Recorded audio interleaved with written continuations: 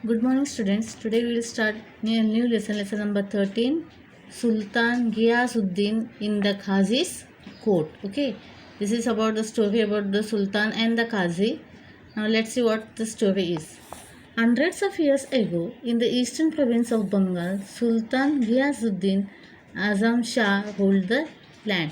Was hundreds of years ago okay कहाँ पे east province of Bengal Bengal के जो ईस्ट प्रोविंस है वहाँ पे सुल्तान गियासुद्दीन आजम शाह नाम का एक रूलर एक सुल्तान थे जो वहाँ पे रूल कर रहे थे। इस कैपिटल वॉज सोनार गांव। कौन सा नाम है था? इस कैपिटल था उनका जो इसका प्रोविंस का Sonargaon. Sultan Ghiyasuddin was a good ruler. कैसे इंसान थे वो बहुत ही अच्छे इंसान थे, बहुत ही अच्छे राजा थे। He was a good ruler. He ruled wisely and well. He respected man of learning. He had a deep regard for law. Okay, hundreds of years के अंदर कहाँ क्या था?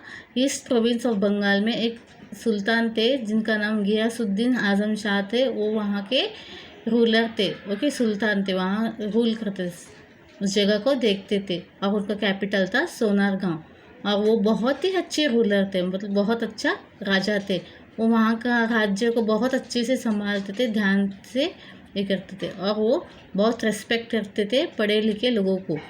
और उनका एक बहुत मानते थे, कायदा कानून को भी बहुत इम्पोर्टेंस देते थे, कायदा कानून को रेस्पेक्ट करते थे।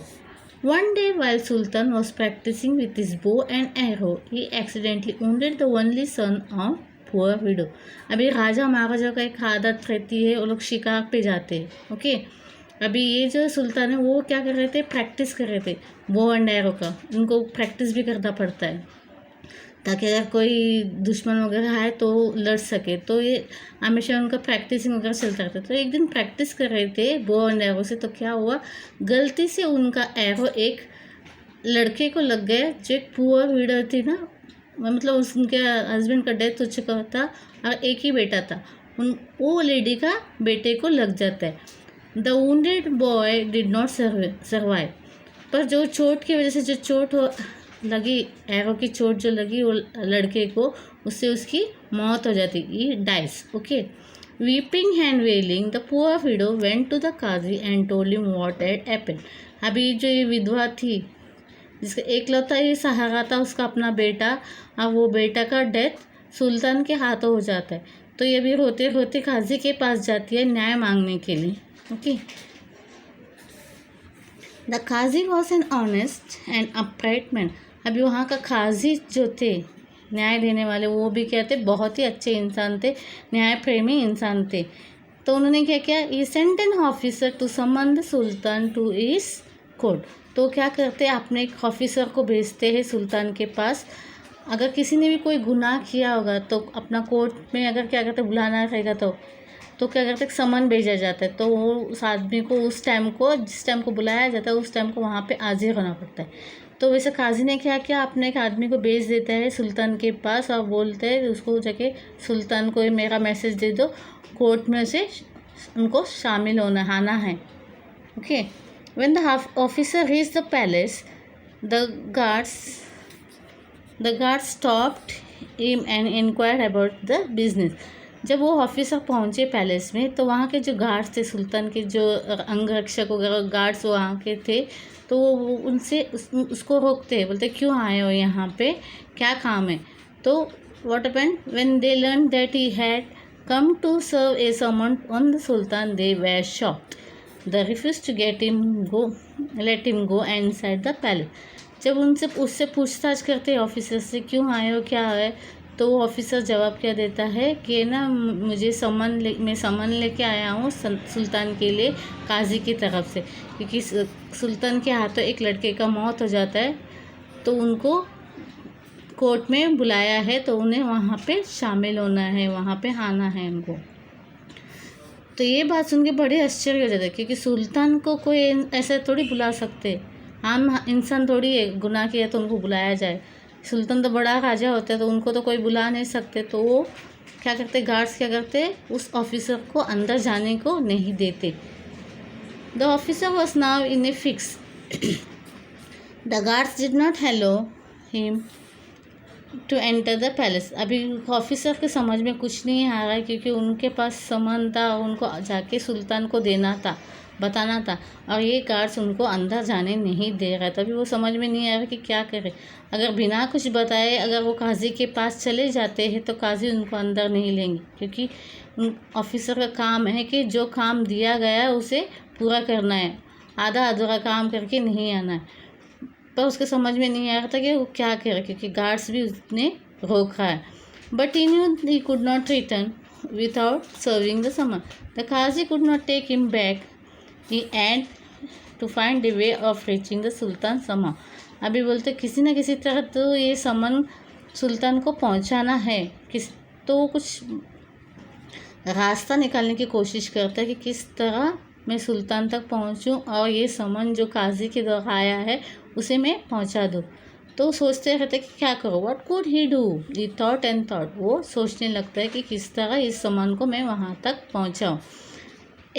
फिर उसको वक्त ये आता है, आइडिया आ जाता है। At last he began to sound the azan, the call of the prayer loudly just outside the palace. तो वो क्या करते हैं, इसके बाहर, ये आप लोगों को पता होगा, मुस्लिम्स लोग अजान वगैरह ये प्रेयर वगैरह पढ़ते तो वहाँ पे लोगों का आवाज़ आता है, इस वक्त को प्रेयर होता है। तो प्रेयर का वक्त, एक्चुअली प्रेयर का वक्त नहीं था, पर उनको कुछ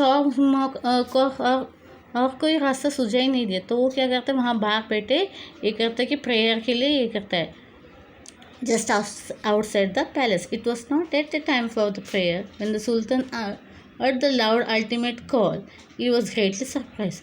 अभी उनको समझ में, सुल्तान को समझ में नहीं, ये तो प्रेयर का वक्त तो है नहीं। फिर सॉरी तो ये कौन है प्रेयर के लिए, ये बेवक्त अभी प्रेयर के लिए ये कॉल कर रहे हैं, कौन है, उन्हें आश्चर्य हो जाता है। तो क्या करते हैं, he ordered that man giving the call should be brought before him immediately.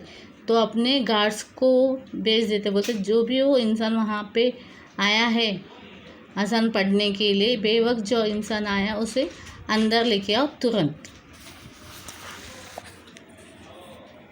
ये soldiers rushed out of the palace gates, caught the officers and took him to the sultan's within moments.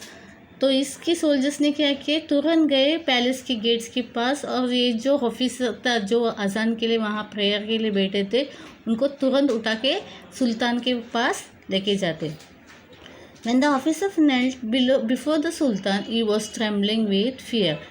जब भी officer को सुल्तान के सामने लाए तो वो घुटनों के बल सुल्तान के सामने झुक गए, घबराहट हो रही थी। नेचुरली अभी सुल्तान को सामान भेजना, सुल्तान को बुलावा भेजना कोर्ट में, ये कोई आसान काम नहीं, और ये बात तो कहने से काफ़ी डर रहा था, तो काँप रहा था डर के मारे। But he mustered all his courage and explained with he had given the call for azan. तो वो बात तो क्या करता है, सुल्तान के सामने हर बात वो खुल के बताता है, बहुत हिम्मत जुटाते हुए कि उसने बेवक्त अजान के लिए क्यों ये किया और क्या रीज़न था।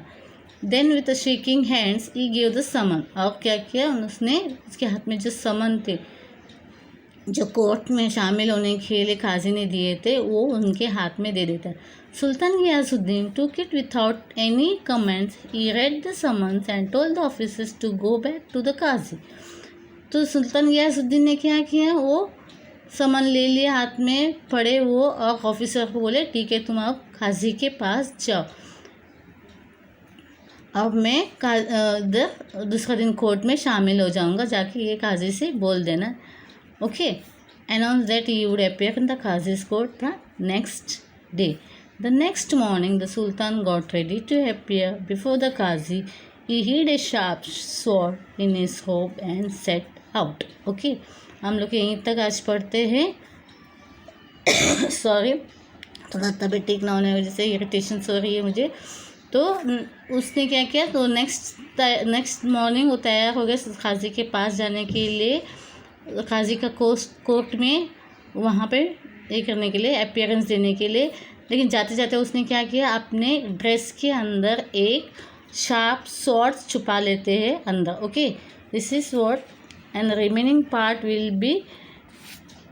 will understand in the next lecture, okay.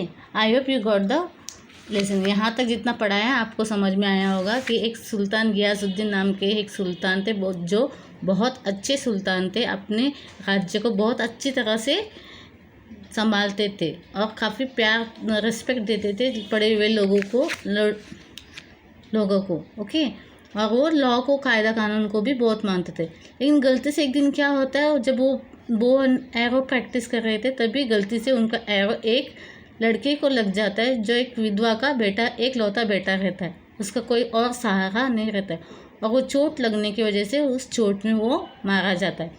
तो वो फरियाद लेके काजी के पास जाती है और उनको बताती है कि मेरा बेटा सुल्तान के हाथों मारा गया है, तो मुझे न्याय चाहिए। तो काजी क्या करता है, अपने ऑफिसर को भेजता है सुल्तान के पास ये कहने के लिए कि उनको कोर्ट में आना है अपना पक्ष रखने के लिए। ओके, तो वो ऑफिसर को भेजा जाता है। ऑफिसर को गार्ड्स लोग रोकते हैं, पर उनको आइडिया आ जाता है ऑफिसर को, तो अजान के बहाने वो वहाँ पे बैठ जाते हैं और बाद में उनको सुल्तान अंदर बुला के, फिर सुल्तान से बात होने के बाद सुल्तान को वो समन हाथ में दे देते हैं। ओके, ऑफिसर उनको दे देते हैं कि काजी ने मुझे ऐसे ऐसा कहा है और आपको कोर्ट में शामिल होना है। ओके, तो उसके बाद and he was ready to appear over the court. Okay, तो हम बाकी का हम लोग बाद में पढ़ेंगे। Bye, thank you.